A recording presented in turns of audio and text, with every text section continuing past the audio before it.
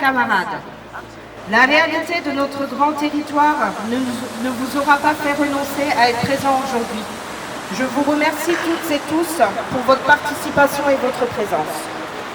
Nous sommes réunis ici aujourd'hui, rassemblés par le syndicat CGT du Conseil régional Grand Est sur le parvis à Strasbourg pour défendre ce qui est essentiel, notre dignité, notre travail et le service public que nous avons à cœur de servir au quotidien.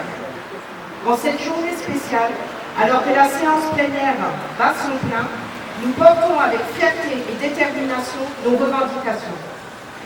Depuis trop longtemps, nos conditions de travail se dégradent.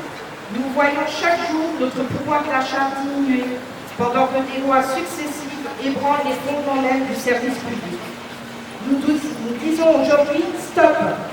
Il est temps que notre employeur, que nos dirigeants entendent notre voix et comprennent que derrière chaque fonctionnaire, il y a une personne, un citoyen, un contribuable qui mérite respect et reconnaissance. La CGT sait que des marges de manœuvre financières existent. Il est donc tout à fait possible de répondre à nos revendications, notamment en révisant le régime indemnitaire pour le rendre plus juste et équitable. Oh, vous n'en voulez pas, j'ai un problème avec le bras, donc si vous voyez qui bouge, ouais, faut pas m'en vouloir. Nous défendons une revalorisation mensuelle du pouvoir d'achat digne et respectueuse pour les bas salaires, avec une augmentation progressive pour les catégories supérieures. Pour garantir l'équité, nous proposons la mise en place d'un collectif de recours en lieu et place d'une pratique exclusive réservée au directeur général des services, afin de corriger les injustices liées aux classifications. En outre, pour la CGT, il est essentiel que l'employeur participe aux frais liés au télétravail pour alléger le fardeau financier que cela représente pour de nombreux agents. Nous demandons également l'extension des bénéfices des chèques déjeuners, incluant les agents des lycées pour la période des permanences. Enfin, une augmentation de la participation de l'employeur à la complémentaire maladie et à la prévoyance est nécessaire pour assurer un meilleur soutien en matière de santé et de sécurité sociale pour l'ensemble des agents.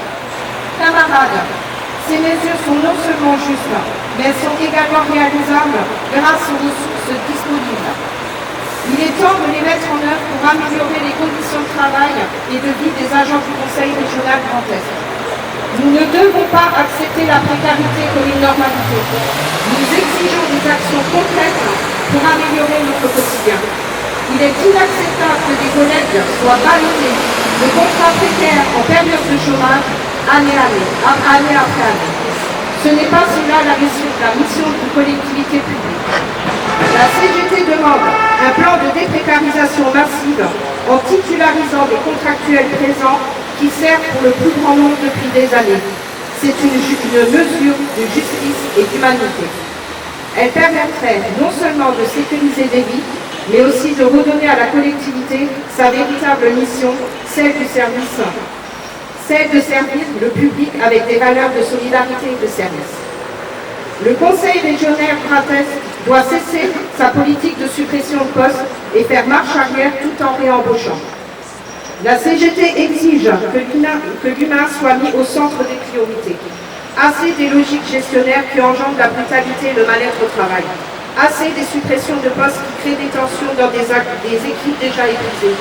Assez d'une administration maltraitante. Nous réclamons le management et des services respectueux basés sur la médiation et l'accompagnement, non sur la sanction et la peur. Les lois qui s'accumulent et qui renforcent une gestion des ressources humaines inhumaines doivent cesser. La loi de transformation de la fonction publique comporte des aspects qui menacent la qualité et l'équité du service public. La précarisation croissante des emplois, la généralisation des contrats courts et la diminution des protections statutaires sont autant de dérives inacceptables. Les primes censées valoriser le mérite deviennent des outils de division et de discrimination, favorisant une gestion à la tête du client plutôt que sur des critères justes et transparents.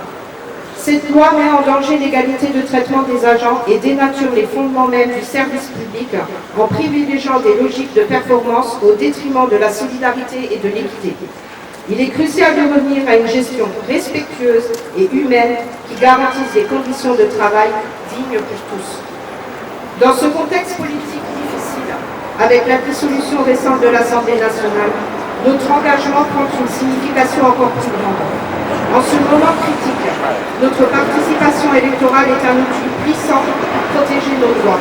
Chaque voix compte, et c'est ensemble, en exerçant notre droit de vote, que nous pourrons faire en sorte que les idées de justice sociale, de respect des travailleurs et de solidarité prévalent. Chers collègues, chers camarades, nous ne sommes pas seuls. Nous sommes une force unie, une force qui refuse de plier face à l'injustice.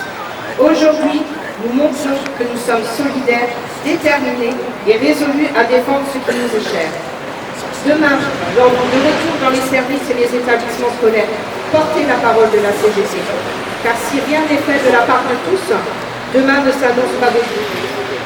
Continuons de porter haut les valeurs de justice, de respect, de solidarité. Ensemble, nous pourrons faire changer les choses. Ensemble, nous pourrons gagner. Alors, on ne lâche rien.